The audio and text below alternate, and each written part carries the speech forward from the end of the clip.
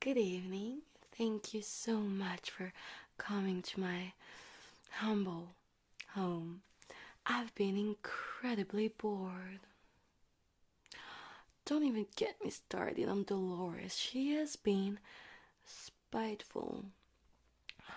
If you please, at the age of 1, the villainous infant used to throw toys out of her crib so that her poor mother and myself would have to pick them up on her knees, on my knees. Ah, dreadful times. Ah, and then at 12, she was a regular pest. Her grades were poor. Oh yes, oh yes, oh yes. Lolita completely exaggerated. Sullen and evasive, rude, and defiant. Yeah, yes. Oh no. But please, let us not be distracted by matters of no importance at all. I actually wanted to show you the new issue of Housekeeping Monthly, and I thought we could, read it together since, even though I'm not a wife anymore, technically, I actually have for plan to remarry soon. Yes. Oh well, it's too soon to tell, but I actually have fallen in love with the gentleman we host here, and I have decided to write him a letter tonight to confess my feelings. So yes. Now, shall we read together? I need to remember what it's like to be married. Oh, well, I hope he's gonna say yes, but I mean, I'm I'm still a beautiful woman, even though I've been already married and I've had, well, my youth has passed, but I'm still, I'm not as fresh as I used to be, but I'm still agreeable to the eye, and I like to um, think that I have some skills in the kitchen and in the bedroom, even though it's been, well, quite a long time since, well, but this is why I've got this magazine so that we can, you know, study what it's like to be a good American wife. Okay. Now, this is called The Good Wife's Guide. So, let me see what we have here. First, have dinner ready. Well, obviously, that's a given. Plan ahead, even the night before, to have a delicious meal ready on time for his return. Well, since he works at home, that should not be a problem. This is a way of letting him know that you have been thinking about him and are concerned about his needs. He knows I am concerned about his needs. I would do anything to please him, and I mean it. Most men are hungry when they come home, and the prospect of a good meal, especially his favorite dish, is part of the warm welcome needed. Well, the man that I love is, in fact, very refined. He is European, sort of, you see, and well, he has this, refined taste that only a European gentleman can have. And well, his favorite dish, of course, is the soufflé au fromage, because he used to live in France. He speaks French fluently, as a matter of fact. Oh, I am so excited at the idea of one day being his wife. Okay, number 2. Prepare yourself. Take 15 minutes to rest, so you'll be refreshed when he arrives. Well, yes, that makes sense. Touch up your makeup, put a ribbon in your hair, and be fresh looking. He has just been with a lot of work-weary people. Well, yes, obviously, if your husband has been working all day, which is not the case of my Humbert, but if that's the case of your husband, then obviously you want him to come home to someone beautiful. Well, I mean, I personally touch up my makeup 3 to 4 times a day, but that's just me. I mean, um, I guess that in your case, you probably, you know, do it more often if you want. Uh, your husband is Robert, right? Sorry, yeah, Bob. If you want Bob to keep some interest, if you know what I mean. Okay, okay. Now, the next point is be a little gay and a little more interesting for him. Well, yes, I can see how not being gay can be problematic because, well, sometimes your husband can get in these sorts of, moods and he gets all, moody and everything. And yeah, so you want to put him in a good mood. So you need to be jolly and you need to be, um, I'm sorry, I don't know a lot of words. I read a lot though. I read Housekeeping Monthly every month. I don't skip 1 month. No, it's true. I ought to read more, I know. But, when do I have the time with Lolita who demands constant attention? But I still give myself some time to be a woman, a desirable woman who's about to get married. Okay, okay. So, yeah, be a little gay and more interesting for him. His boring day may need a lift, and one of your duties is to provide it.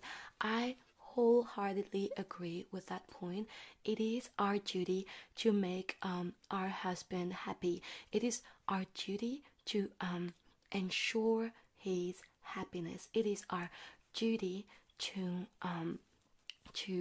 ensure that Mr. is feeling at his best. We must provide everything that we have in order to satisfy his needs. Alright, clear away the clutter. Make one last trip through the main part of the house just before your husband arrives. Well, that is perfectly logical. And, well, as a good wife, you should know that the house must be in order. Our place is in the house. Our place is in the kitchen, in the house, on our knees, rubbing, dusting, mopping. You know, you know. I must admit, I'm not really good at all these domestic tasks, but I must get better if I want my Humbert to marry me, which he will, because I'm the perfect wife for him. We're almost the same age. I'm actually, I think, 1 year younger. I mean, all men want to be with younger women. Isn't that the dream for him? Now, next point, really important, gather up school books, toys, papers, etc., and then run a dust cloth over tables. Well, yes, that is actually quite a handy tip now that I think about it. Over the cooler months of the year, you should prepare and light a fire for him to unwind by. Well, yes, it does get quite cold around here, so preparing a fire, and since we have the chance to own a fireplace, is a good idea for the cold in winter. Your husband will feel he has reached a haven of rest and order, and it will give you a lift too. It's all about lifting. Lift your husband. Lift him. Your husband will feel he has reached. Oh yeah, I already read that. After all, catering for his comfort will provide you with immense personal satisfaction. And that is true. Catering for the need of a man is actually everything you can thrive for as a woman. I really mean that, and I really live by it. You know what I mean? It is my biggest desire, my biggest aspiration in life, to be able to cater to one man's need. That is what I want, and that is what every woman should want. In a word, no one should think different, because men are our gods, and I really mean that. Now, prepare the children. Well, Lolita, prepare Lolita, I guess. Take a few minutes, more like a few hours, to wash the children's hands and faces if they are small, comb their hair, and if necessary, change their clothes. Well, Lolita doesn't let me comb her hair anymore, so she's becoming this sort of, teenager. She's a preteen. She's going all crazy, and she doesn't want me to pick up her clothes. She wants to act all grown up. It's children are so. Sometimes I regret I made her. I regret. I really wish I could have, aborted her if that existed at the time. Well, I'm sure that, even if it didn't, even if it was illegal, which it truly is illegal to abort. Well, a few shots of whiskey and a few, table corner in the belly. Yeah, would have done the job. I wouldn't be in that position now. Anyways, there are little treasures. My foot, and he would like to see them playing the part. Minimize all noise. Well, good luck with Lolita. At the time of his arrival, eliminate all noise of the washer, dryer, or vacuum. Try to encourage the children to be quiet. Oh, please. I mean, your children are fine. They are adorable. The triplets, love them. But Lolita is just a little devil. She is so. I just can't. But I'm gonna send her to camp and we'll have some peace and, peace of mind, quiet for the soul. Humbert is going to be so happy when I tell him that I'm sending Lolita far away to summer camp. Can't wait to tell him. Now, greet him with a warm smile and show sincerity in your desire to please him. Well, of course, but I am happy to see him. This can only be sincere. Listen to him. You may have a dozen important things to tell him, but the moment of his arrival is not the time. That is true. Let him talk first, and remember, his topics of conversation are more important than yours.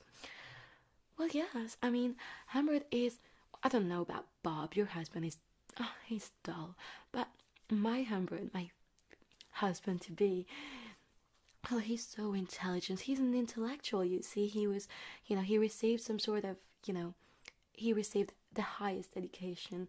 I can't remember which university he went to. If he went to Oxford, I wouldn't be surprised. He's so clever. I mean, his topics of conversation sure are more important than mine. I mean, I'm so silly. Now, make the evening his. Never complain if he comes home late or goes out to dinner or other places of entertainment without you.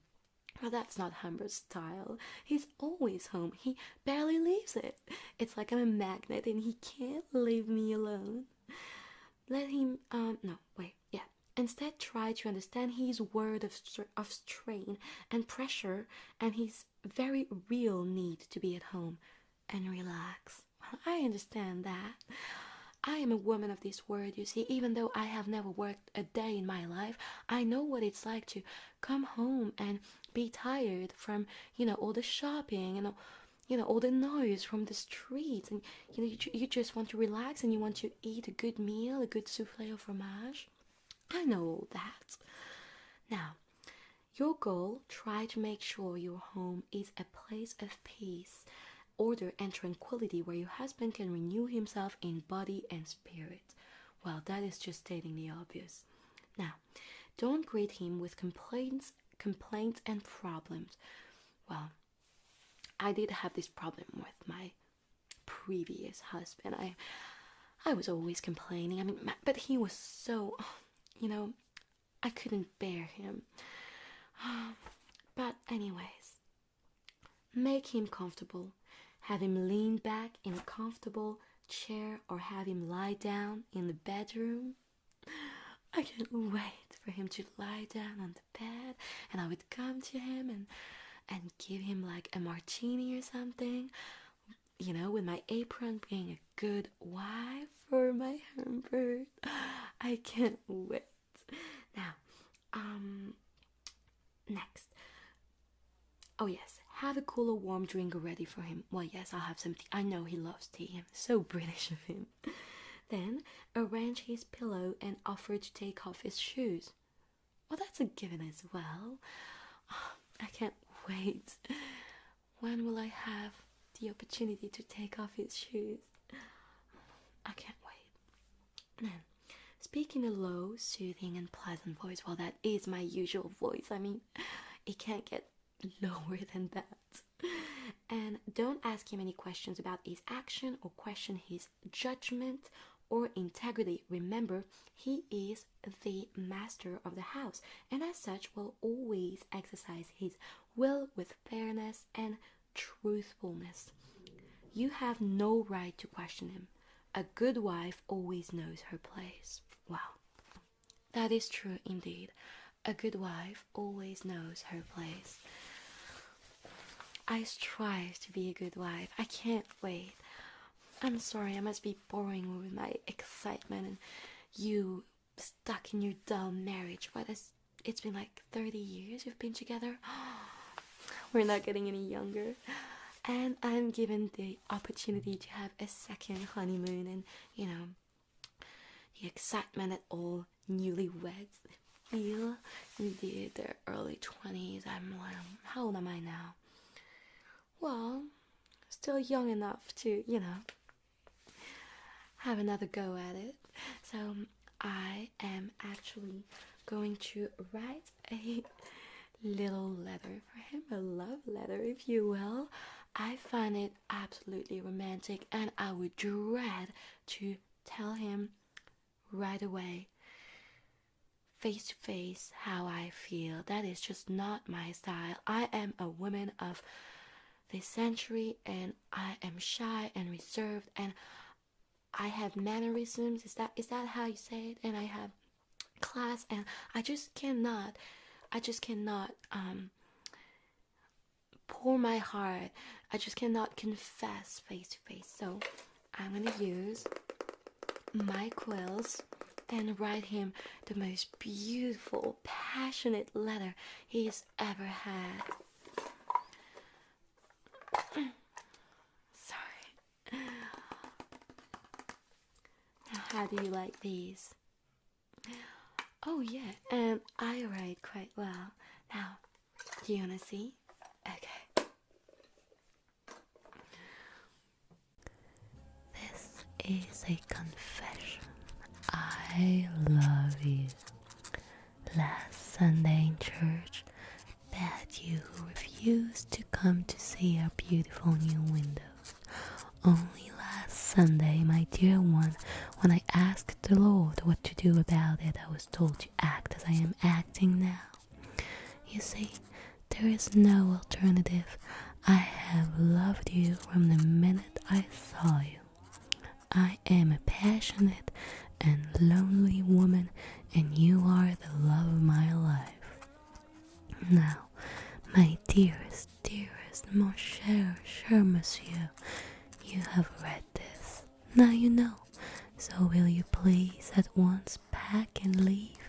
This is a landlady's order. I'm dismissing the lodger. I'm kicking you out. Go, scram and departez. I shall be back by dinner time if I do 80 both way, and I don't have an accident, but what would it matter? And I do not wish to find you in the house. Please leave at once. Now, do not even read this absurd note to the end. Go. Adieu.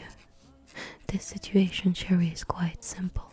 Of course, I know with absolute certainty that I am nothing to you. Nothing at all. Oh yes, you enjoy talking to me and kidding, poor me. You have grown fond of our friendly house, of the books I like, of my lovely garden, even of Lo's noisy ways, but I am nothing to you, right? Nothing to you whatever. But if after reading my confession you decided in your dark, romantic European way that I am attractive enough for you to take advantage of my letter and make a pass at me, then you would be a criminal worse than a kidnapper who rapes a child. You see, Sherry, if you decided to stay, if I found you at home, which I know I won't, and that's why I'm able to go on like this, the fact of your remaining would only mean one thing, that you want me as much as I do you. as a lifelong mate, and that you are ready to link up your life with mine forever and ever and be a father to my little girl. Let me rave and ramble on for a teeny while more, my dearest, since I know this letter has been now torn by you and its pieces illegible in the vortex of the toilet. My dearest Monterey treasure, what a word of love I have built up for you during this miraculous June. I know how reserved you are, how British. You old word reticence, your sense of decorum, maybe shocked by the boldness of an American girl. You who conceal your strongest feelings must think me a shameless little idiot for throwing open my poor bruised heart like this. In years gone by, many disappointments came my way. Mr. Haze was a splendid person, a sterling soul, but he happened to be 20 years my senior, and well, let us not gossip about the past, my dearest. Your curiosity must be well satisfied if you have ignored my request and read this letter to the bitter end. Never mind. Destroy it and go. Do not forget to leave the key on the desk in your room and some scrap of address so that I could refund the $12 I owe you till the end of the month. Goodbye, dear one.